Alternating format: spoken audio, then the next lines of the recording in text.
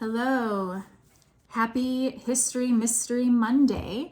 My name is Ruth Zieger, and I am the Executive Director of the Chagrin Falls Historical Society and Museum, and I am here to tell you about another mystery, most of which we solved, but we do have some hanging fruit out there. So I will start with 2005 in the Shute Building, where the museum used to be. The Historical Society used to be in the Shute Building next to the police station. This was before my time. And they found a small box on a shelf in the storage room with a medallion, and it was donated to the museum in 1965. It's the International Fisheries Exhibition, 1883.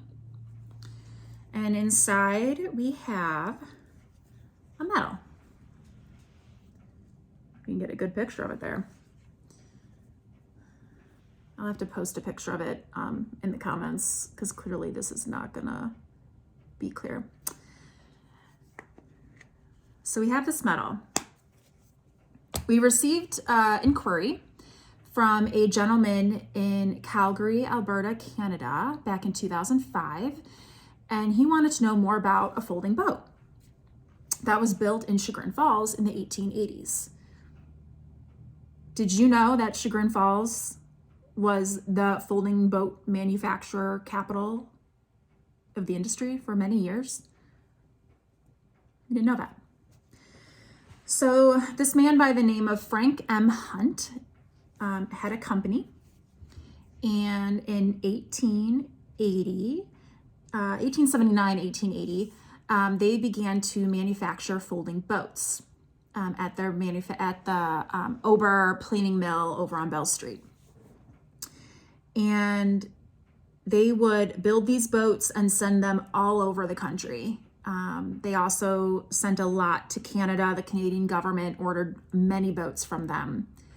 Around 1881, J.J. Stranahan joined Frank Hunt in this venture, and they applied for a patent for the boat, the Stranahan folding boat. If you recognize the name J.J. Stranahan, it is because he was the publisher of the Exponent, Chagrin Falls' first newspaper, in 1874.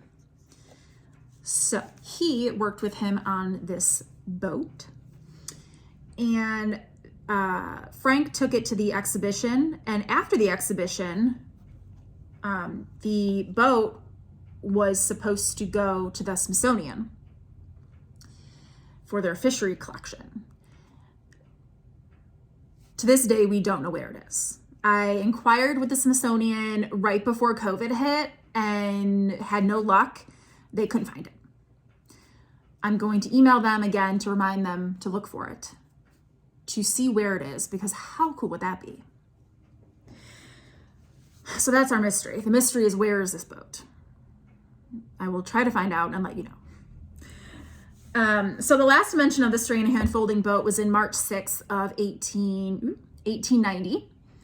Mr. Wagner, who was the gentleman from Canada who inquired about the boat in the first place, said that he saw an ad for it in a fishery magazine in 1894.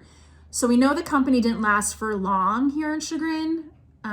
We obviously have a lot of other manufacturing companies that lasted for a lot longer than that. But still, it was very interesting that this company was here and that we have this really cool medal that they received for their work on this boat. I'm going to read you this little passage in the book about it. This sportsman from Florida had written into Forest and Stream magazine about how great the boat was, so I'd like to just read that. I never saw a better boat for a dinghy or tender than the Daisy, a Stranahan folding canoe. 10 feet long and weighing but 25 pounds, I frequently passed in and out of outlets, through breakers and combers, looking for the channels, and never shipped so much as a pint of water. On account of her extreme lightness and buoyancy, she was always skimming the crest like a seagull.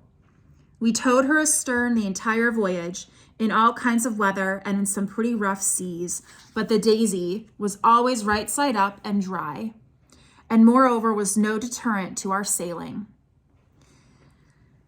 The Daisy floated like a duck and was always hoisted on deck before sailing.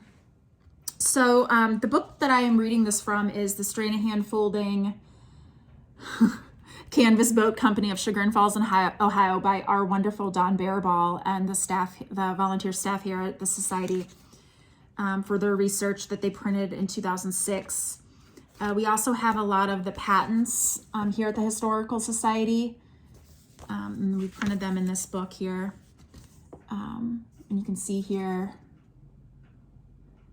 the title there, the F.M. Hunt and J.J. Stranahan Folding Boat. So it's just something really cool that we have. Another cool Chagrin fact, another mystery to figure out where this boat is. If they find it at the Smithsonian, maybe we can get it here. So stay tuned. And I hope you all have a great Monday. And thank you for joining me on another History Mystery Monday.